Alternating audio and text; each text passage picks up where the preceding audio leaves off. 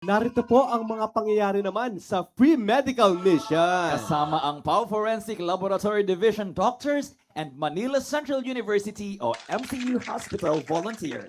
Unang buwan pa lang ng taong 2026 ay agad na umarangkada ang pinakamalawak na proyekto ng Public Attorney's Office sa pangunguna ng ating hepe, PAO Chief Persida Acosta. Ang PAO Legal, Medical, Dental, Optical, Jail Visitation and Decongestion Program.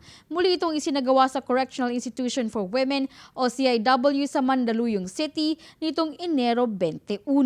Ngayon, bagong taon, nakakatuwa na sa unang buwan ng taon ay nagsiservisyo tayo dito sa CIW kasi makikita natin sa mga mukha ng bawat PDL ay yung saya.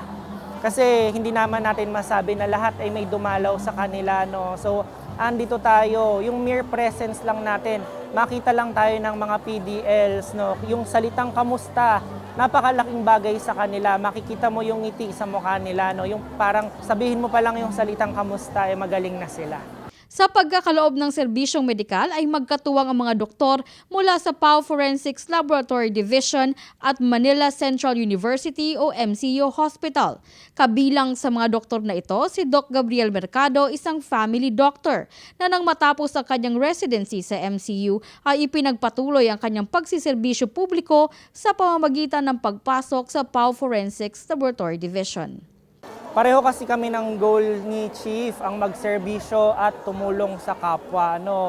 Nung kakagraduate na po ako sa residency training program sa MCU, I decided to join PAO because gusto kong ipagpatuloy yung nasimulan na pagtulong sa kapwa at pagseserbisyo sa bawat isa, lalo na sa mga PDLs natin na nangangailangan po talaga ng suporta at tulong.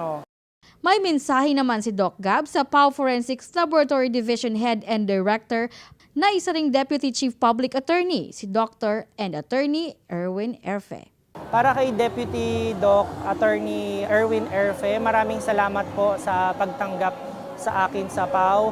Maraming salamat po dahil tinuturuan niyo po ako at ginagabayan para mas maging mabuting doktor and syempre mas mabuting tao.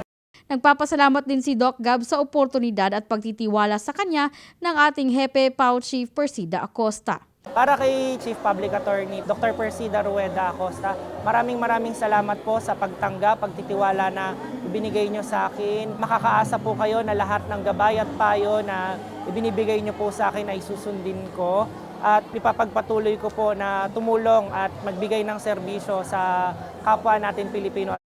Matapos naman mabigyan ng reseta ay pinagkalooban din ng libreng gamot at mga bitamina ang ating mga women PDLs.